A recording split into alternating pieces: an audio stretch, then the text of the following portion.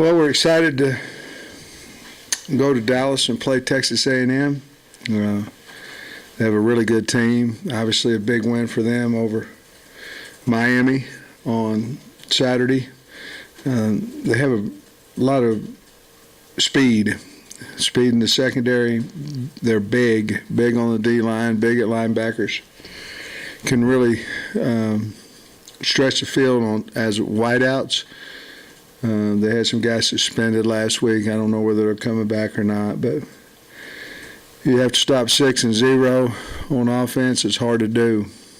Chain is really fast, and of course, Anaya Smith he's dangerous running the ball, catching the ball, and obviously on punt returns, along with a Chain on kickoff returns. So Max Johnson played really well, I thought, against Miami, and they've got a good special teams group. Just a really solid team, big team. Looked like a big physical SEC team, and have a lot of respect for Coach Fisher. I would consider him a friend of mine, and certainly have a lot of respect for him and his program and the guys on his staff. So with that, we'll get to answering. Okay. Yeah, Coach, I was curious after watching film of the last game if there's anything that maybe was different than what you thought from watching live that maybe you took away. Well, I thought our defensive line, I thought they played well. I can put it in a nutshell for you. We didn't tackle well as a team. We're having a hard time covering opponents. We've had that the entire year. On offense, you can't turn the ball over 3 and get none on defense. So 3-0. That took that 99% computer winning to 11, and that's about what it felt like out there. But on offense, we had a lot of really good performers. I thought our line played well, and we've got to throw it a little bit better. We got to catch it a little bit better, but we can't turn the ball over, and that's what we did. And in a nutshell, that's special teams helped us. We still have a couple penalties in there that hopefully we can get fixed. We'll try our best today to get that fixed, but that's really what I saw. We didn't tackle well, we didn't cover well. And on offense, we turned the football over, and that's kind of what happens. Luckily, we got out with a win. Is there some stuff with tackling, like from a fundamental deal, that you go back and review this week? And what about coverage? What do you do about that this week? Well, tackling, we started last week in open field tackling, and we brought down the scout team wideouts and running backs, and just trying to get them on the ground. We missed a lot of tackles at linebacker as well, so we have to add that group in there. Last week it was just a secondary, and so I think we just continue to do that. And your other question was what, Trey? Just in the secondary with the coverage issues, is there something that you can do to fix that quickly? Well, I think the first thing is you have to make sure you have the right people in the right spots. I'm talking about pre-snap, not where they're aligned. I'm saying, do we have our best players on the field?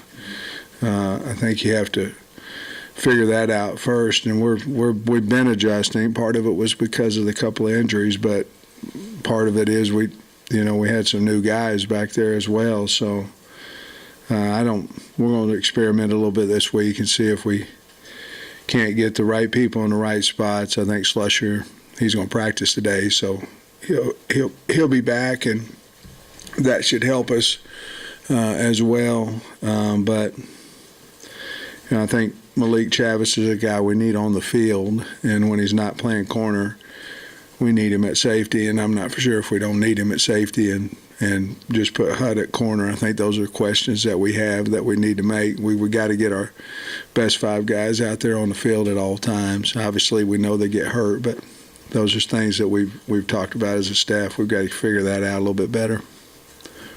Was McLaughlin hurt Saturday night, or I didn't see much in the second half, Coach, which I could have missed him. He looked great, by the way. Thank you, man. I'm feeling a lot better. Are you? Yeah.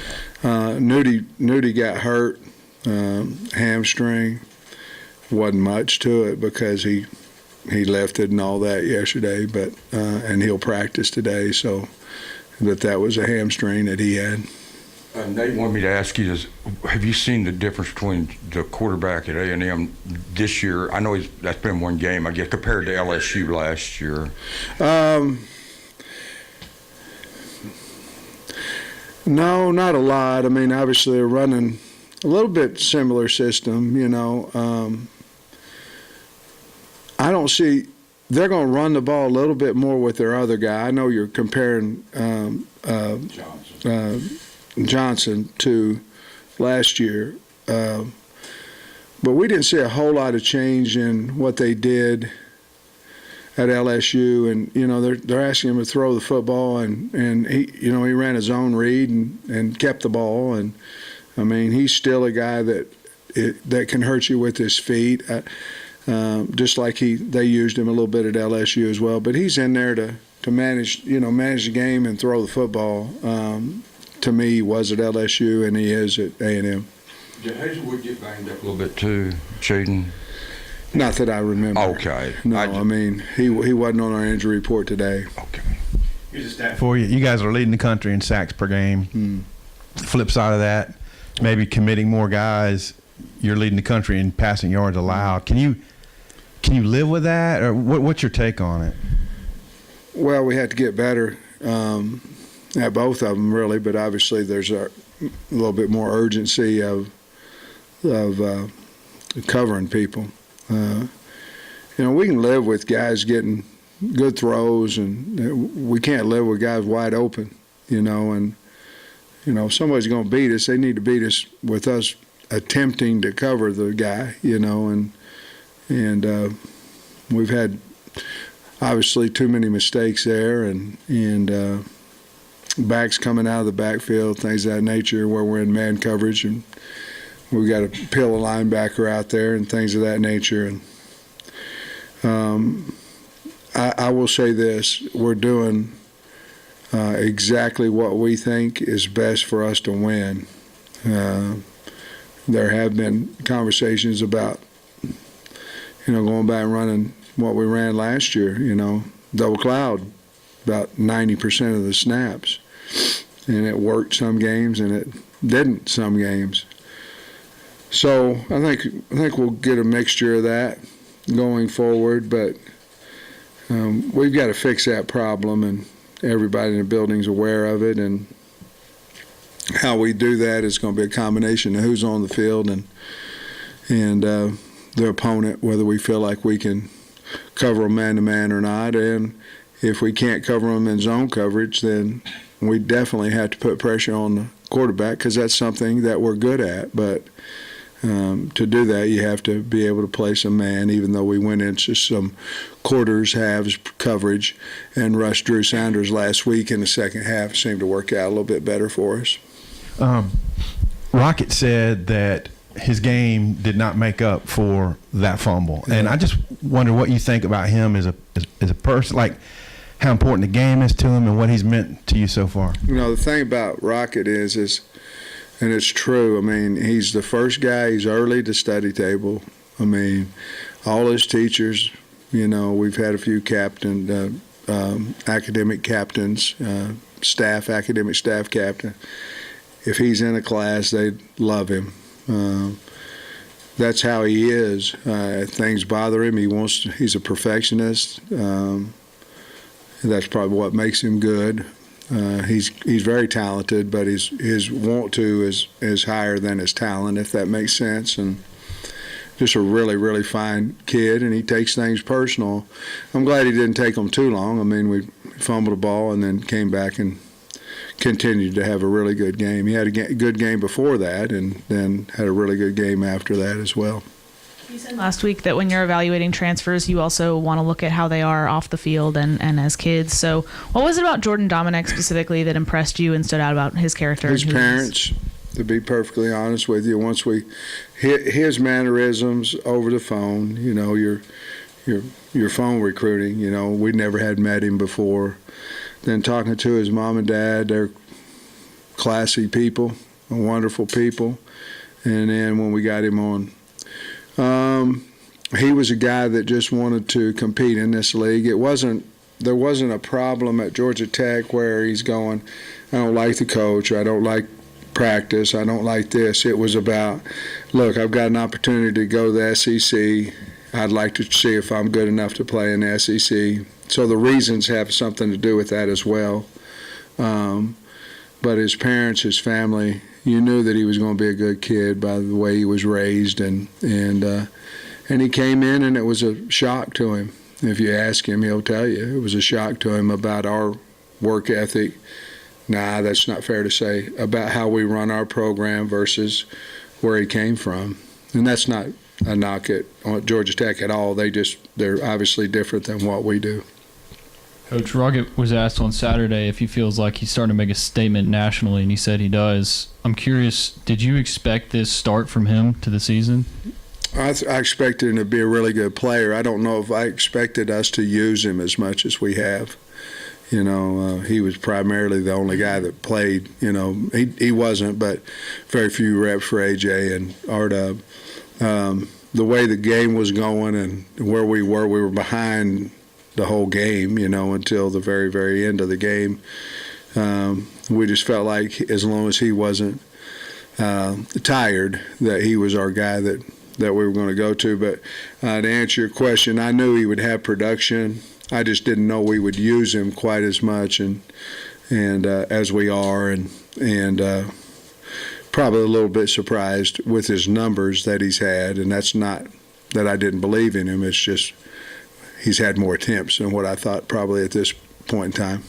And then with Chavis and Hudson Clark, it looked like they were rotating series on Saturday. Is that something that you plan on doing moving forward? I don't know. That again is, can we move, do we feel good enough about moving Chavis, to a safety? With Slusher coming back, we have some opportunities to have some movement, Basically, it's sort of like in the back end, it's sort of like, it depends on if we're in a 3 or 4 man front, but most of the time we've been in a 4 man front a lot this year, and so you got 5 of them working back there, counting your nickel. Sort of like an offensive line, you don't necessarily go, okay, this is my best left tackle, you just say, okay, who are my 5 best players, and then you piece them in there where they need to go. I think a little bit of that's going to happen to us this week, and it could be Chavis on the field at safety, or even Hud on the field at safety. I don't know exactly, but we're certainly going to look at it. Hey, Sam, I think Appalachian State ran like 80-plus plays against A&M. They just couldn't get off the field. But then last week they held Miami, ranked team to 9 points. What'd you think about their defense last week, and maybe the improvement they made from game 2 to game 3? Well, they played in my opinion, they played 2 totally different offenses. Miami tried to throw the ball quite a bit, was having success running the football, but Miami had wideouts they wanted to get the ball to, and this and that. App State was more of a, we're coming at you, we're going to run the football, a little bit of play action, things of that nature. We're going to try to run right at you, stuff like that. So there was 2 different offenses going against their defense. Their defense is big and physical and can run. I think they've got a lot of strengths. One of them is their secondary. They're really good in the back end. So I think they got better last week. You'd have to ask Jimbo, but I think they got a lot better in a week's time. But there was 2, in my opinion, totally different offenses ran against the defense. And you obviously got Sanders and Dominic to boost your pass rush, but have they been even better than you could have anticipated through these first 3 games? Yes. I think both of them are not, Drew came with all the accolades and all that kind of stuff. But yes, I think they're both playing better than even I would have imagined, and I think they'll continue to improve. I think they haven't really hit where they're going to. Bob kind of just stole my question, but I'll ask you about KJ. He has been really effective with his legs, but he threw the ball a lot more this past game. Do you feel like he's kind of developed it to a full, do everything type quarterback and proven he can do that? I believe he can. I mean, I would say this going into last year's game here at A&M, our main concern is how are we going to run KJ? How are we going to run KJ? How are we going to run him? And that's not the belief that we didn't feel like he could throw the ball, because obviously threw one to Burks, and threw the ball when we had to, or when they gave it to us, probably the better word to say. But now he can hurt you either way. Very confident throwing the football. We got to get him revved up early. We got to get him involved in the game early, whether that be running or whether that be throwing. I don't think we really called a significant run to him where it was just his run until the third quarter the other night, and that was say, hey, we better get him involved. Even though we were running the ball decent, we better get him involved. Hey, Coach, just going back to the win over A&M last year, how important was that game, just punching through and breaking that losing streak in this series in terms of the trajectory of the program and getting it to where you wanted it to go? Well, it felt good. I mean, I'll say that. I remember going into the locker room after the game, and we were 4-0 at the time, and it felt awful good. I think we'd lost 9 in a row. I think they won 9 out of 10. And something like 4-13, 9 out of 13 they've won. But I think we won the first 3 in the trophy game I'm talking about in the Southwest Classic.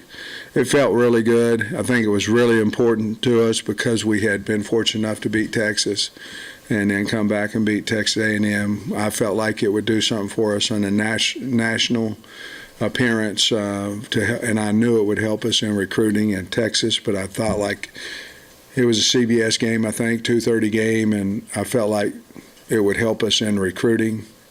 But, yeah, it felt awful good. But, yeah, I thought it was an important game for us to have as a win. Coach, there was a real special video that came out of the Lions camp yesterday.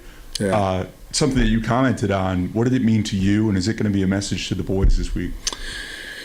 Well, I love Dan Skipper. I mean, him and about everybody I've ever coached. But Danny called me last week. I don't think he'll mind me sharing. I hope he doesn't. I don't think he will, but he called me last week and told me he's going to get his first start. And he was 6 years in, he had been cut, down to the practice team. He said, I'm going to get my first start. And he was very complimentary of me, like I had one thing to do with that, which I did not. He did all that. But then that video, Coach Campbell doing that was awesome. And I called Dan after I saw it last night, and visited with him a little bit. But that was pretty special by Coach Campbell to do that and then send him up so he can have the pleasantry of talking to all you guys in Detroit. And I thought that was pretty cool. I text Coach Campbell as well. I thought it was pretty cool. And he texted me back, but he didn't have to do that either, but I thought it was really neat. I asked him about old Frankie. He said Frankie's a stud, which we all knew that. Hey, Sam, I think I have this right. You coached in the Red River game when you were at OU, and then you coached in the cocktail party when you were at Georgia. Is there a uniqueness to preparing for one of these neutral site games? It's electric. Those games are electric. Now, we didn't win. Thanks for reminding me about the Red River. I'm 0-2. We didn't do so hot when I was at Oklahoma back in 96 and 97, 98. But it's neat. You don't normally walk into a stadium and it's even Steven fans. Hotels have same similar number of occupants from both teams. It's really cool. Being in Mr. Jones Stadium is really neat. And I didn't take the team in there last year, which I'm not this year either, on a Friday. But I said, oh, it's just a stadium. But I'd been there in 13, 14, 15. And I walked in there, I go, holy cow. I mean, that thing is huge and nice. And I was go, well, maybe I should have brought them in, but we got off to a fast start. So, but yeah, there's really something neat about that. It really is where both fans meet in a town. And the Georgia-Florida game was, and still is, obviously, a great feeling for the fans and for the players. And you were talking after the first game about the number of Rockets touches and just watching that. Do you feel like he's holding up well right now? I do. I mean, yes. He's a big, powerful guy too, and but he's a smart runner. He's learning that when you get wrapped up by a couple guys, it's time to get down. He's starting to learn that instead of standing up there and taking the guy coming from 10 yards away and knocking the heck out of him. He's become, in my opinion, a smarter runner, trying to take away those last second shots on him. But yeah, he's held up really well. Coach, you mentioned the secondary for Texas A&M. I was curious what you thought about the wide receiver play so far, in particular for you guys. Matt Lander seems like he's really starting to charge on. Matt, like I said the other night, he was really down on himself last week. I mean, into Wednesday. And then to come out and have that game, hopefully it propels him to something even better, something special. But I've been real happy with the receivers, including Trey in that, Knox in that. And, basically we're playing four. But obviously Bryce's team has found a way to impact the game, in the special teams. But I thought going into the season we had a good receiver core, and I do now. I think you got to cover each and every. I mean, you had to have somebody pretty good on defense against each one of them. And yeah, I've been real pleased with those guys. We dropped a couple of balls the other night that we got to catch. Landon Jackson was one of the best high school players I've seen in his position, Coach. It seemed like last Saturday, maybe in the second half, seemed like he's getting healthy. He gained confidence. It looked like he kind of getting back to where Landon Jackson of old. I agree with you. He's playing with a lot more speed, a lot more confidence. Obviously, he started last week with Stu being out, but. Yes, I think if you look at him and Drew Sanders both, I think they're getting better each week. I think they're becoming more comfortable with the system and their teammates and things of that nature. But yes, I agree with you 100%. When we went back and saw the tape, Missouri State just came out fast. They were breaking tackles and all. What did you see maybe in terms of just the energy that they started the game and like what y'all needed to do to blunt that maybe?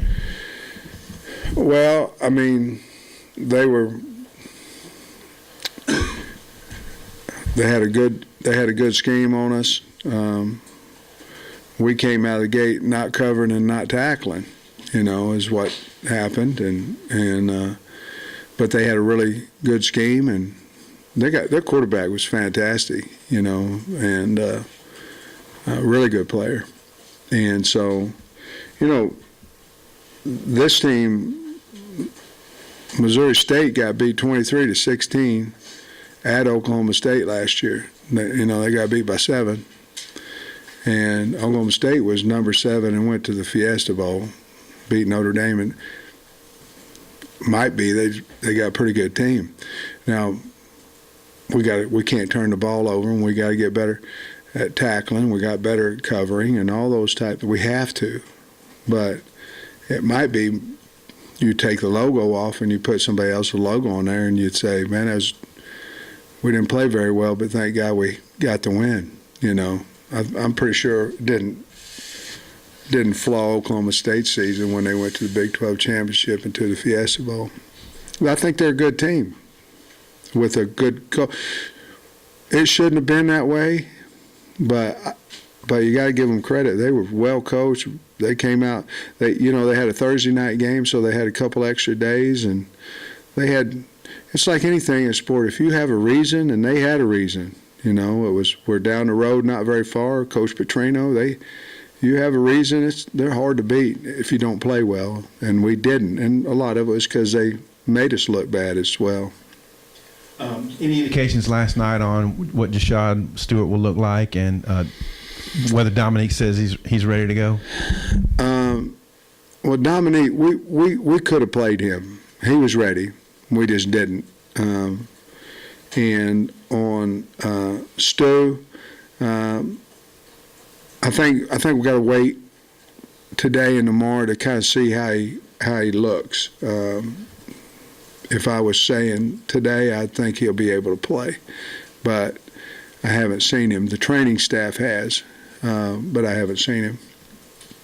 Sam, getting Slusher back, how big a boost? You can talk about the coverage issues you're having. How big a boost could his return be to help your coverage? I think huge. I mean, anytime you get somebody back, it's not just a guy you're getting back, but then you take somebody off the field as well. You know what I mean? And so you get better both ways. You get a better player on, you get a worse player off the field. And, I mean, and that's not saying who we're going to take off the field. I'm just saying then bringing him back, because Slush can play corner, he can play nickel, he can play field safety, he can play boundary safety. And then with him, it allows us to have another opportunity to make sure we have our 5 best players on the field. So I think it's really big. Another question about a couple of your receivers. What strides have you seen from Hazelwood the first 3 weeks, and then would you like to see more of Keytron Jackson moving forward? Well, Hazelwood, I think he's been pretty solid all year. I don't know that. I think his leadership's probably a little bit better than what it was at the beginning, which was really good anyway. I think Hazelwood's been probably the most consistent of those guys, And then, but I will say this: he's a leader now. He's tough and he's a leader. I love the kid. And then Keytron, yeah, I mean, we could look at 10 personnel to get him out on the field, but then you're taking, Trey off the field. I kind of like the way the rotation's going right now. Obviously, Keytron, I'm sure, would like to play more, and he's earned that right, and I think he's getting a few more reps than what he did early in the year. Hey, on Rocket, I think he's already got more 20-plus yard plays than he had all of last season. Is there something that he's doing different, or maybe something that players are doing around him differently that's allowing him to have those bigger gains? I think the line's better. I think our offensive line's playing better. I mean, you watch the tape too, so he's breaking a few more tackles than he did last year too. I think he's just more confident. So he probably half stride faster than he was last year because he's seeing things quicker, which will allow for those little longer runs. He's playing really well. And here in this home stadium, when he breaks those off, there's I don't know if you noticed this, and I wonder if you do, but a big buzz that comes across the stadium, like during that big touchdown run the other night. Is that something you noticed on the sideline? Or no, I can't hear anything. Okay. I mean, then when I jump on the assistants, I can't hear them either because they don't ever say nothing. But I can't hear anything once the game starts. I don't hear I really don't. It's sad because I wish I could hear it, but not whenever it ain't positive, but I can't hear it. Thanks, Coach. All right, guys.